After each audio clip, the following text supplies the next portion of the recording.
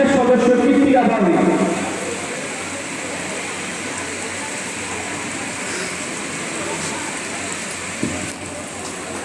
দাদাকে ধন্যবাদ। প্রত্যেক বছর এই বছরও আমাদের এই দিনটিকে এসে উৎসবতম করার জন্য দাদা দু চার কথা বলবে। এরপর হাত বাড়াও, রেডি থাকে, হাত বাড়াও। সবাই বলি প্রচেষ্টা তো আকাশ ছুঁয়ে দিয়েছে। ওদের যেসব সদস্যরা আছে তারা তো সেই কাজ করছে, যা কিছু দেখলাম ও তো আকাশ ছুঁয়ে দিয়েছে, আকাশ ছুঁয়ে দিয়েছে। আমি এটুকু চ্যালেঞ্জ করে বলতে পারি, প্রচেষ্টা যেরকম উত্তর নিয়েছে আমার বাড়ি আসানসোলে, এরকম গোটা ওয়েস্ট বেঙ্গলে অনেক এনজিও যদি নেয় অনেক আপডেট হবে, অনেক আপডেট। তবে আরেকটা সকল এনজিওদেরকে বলবো, না বলতে শিখুন, না বলতে শিখুন। আপনারা ভাববেন না তো আমি ডিমোটিভেট কথা বলছি, কিন্তু নাটার মধ্যে অনেক কারণ আছে। না বলতে শিখুন। আমি নিজে দেখেছি, আমি অনেক জায়গায় দেখেছি যে বাড়ির কারো ব্লাড লাগবে, ভাই ব্লাড কোথায় পাবো, চল ওই এনজিওটার কাছে, ওর কাছে তো ব্লাড পেয়ে যাবো। মানে ওদের না মাইন্ড সেট হয়ে গেছে, ওর কাছে তো ব্লাড পেয়ে যাবো।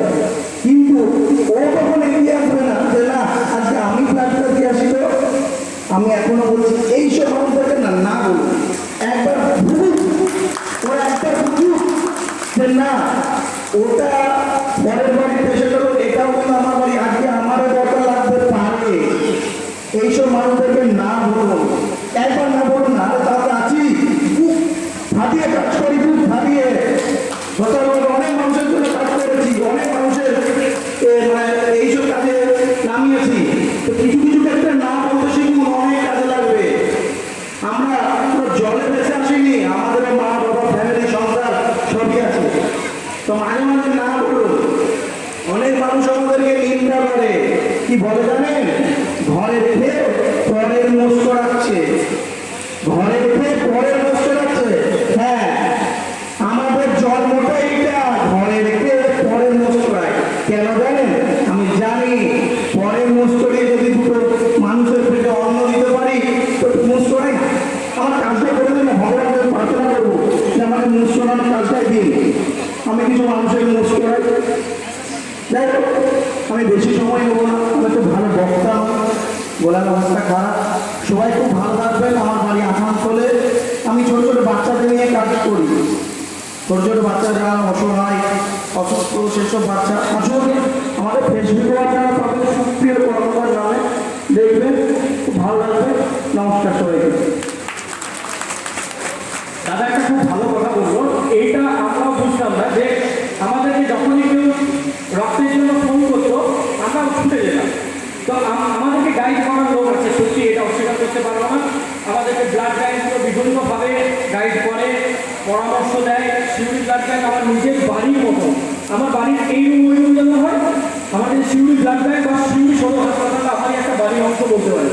আমার জন্য সব জায়গায় খোলা হবে, মানে আমি শিউরি ব্লাড ব্যাঙ্ক শুধু নয়, যে কোনো জায়গায় আমি যেতে পারি, আমার জন্য সবসময় খোলা শিউরি সদর হাসপাতাল। বোলপুর ব্লাড ব্যাঙ্কের সাথে কাজ করি, কিন্তু বোলপুরে সেভাবে আমার যাওয়া হয় না, কিন্তু সপ্তাহে দুদিন অন্তত আমাকে শিউরি ব্লাড ব্যাঙ্ক যেতে হয়। যার জন্য শিউরি ব্লাড ব্যাঙ্ক এবং আমাদের যে জেলা হাসপাতাল সেখানে চাই যাওয়া আসার জন্য সব ডাক্তার সুপার সিওএস বিওএস সবার সাথে আমাদের একটা সুদূর সম্পর্ক আছে। তখন ওরাই আমাদেরকে একটা বুদ্ধি দিয়েছিল যে অন কল ডোনারের জন্য যাতে সব ক্ষেত্রে না এগিয়ে যাবে। আমরা একটা এখন নতুন মতো ফলো করছি, সেই মতোটা হচ্ছে আমি যারা এখানে রয়েছে তাদেরকে বলছি, তোমাদের কাছে যারা নতুন রক্তদান শিবির করছো তাদের কাছে এই জিনিসগুলো হবে, যেমন পুষ্পর আছে বা বাবা ভোলানাথ ওয়েলফেয়ার সোসাইটি রয়েছে বা আমাদের বাকি যারা রয়েছে নিশ্চিত থেকে, তোমাদের যখন একটা রক্তদান শিবির করবে তারপর তোমাদেরকে বিভিন্ন মানুষদেরকে রক্তের জন্য ফোন করবে। তুমি একটা কাজ করবে, একটা যদি রক্ত লাগে তোমরা জেনে নেবে, তোমরাই বড় হও, কোনো অসুবিধা নেই, আমাদেরকে ফোন করো বা ব্লাড ব্যাঙ্কে যদি তোমাদের যোগাযোগ থাকে ব্লাড ব্যাঙ্কে ফোন করো। ওদের বাড়ির লোককে করতে রক্তদান করো, প্রথম বাড়িতে রক্তদাতা। এরা কি ভাবে যে যারা সমাজের কাজ করে তাদের রক্তের কারখানা আছে, বা হয়তো অনেকের মধ্যে এই মিস কনসেপ্ট আছে যে আমরা এই জন্য কাজ করার জন্য হয়তো কিছু টাকা পয়সা না। এটা একদম বাস্তব। আমাকে এরকম অনেকে বলেছে তোমরা তো এত কাজ করিস, তোমরা তো সরকার থেকে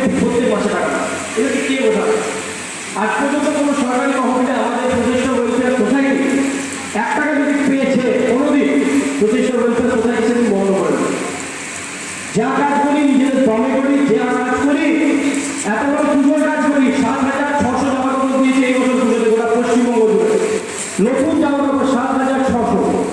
আমরা কোনো সরকারি তহবিল থেকে একটা টাকা নিই। আমার কিছু বন্ধু বান্ধব, ওর কিছু বন্ধু বান্ধব, তার কিছু বন্ধু বান্ধব, আমার পরিচিতরা আমাদেরকে ওই পুজোর টাইমে কিছু ফান্ড দেয়। সেই টাকা নিয়েই সারা পশ্চিমবঙ্গ জুড়ে কাজটা করি। এবার রক্তদানের যে কথাটি আমি শুনে গেলাম, তো কেউ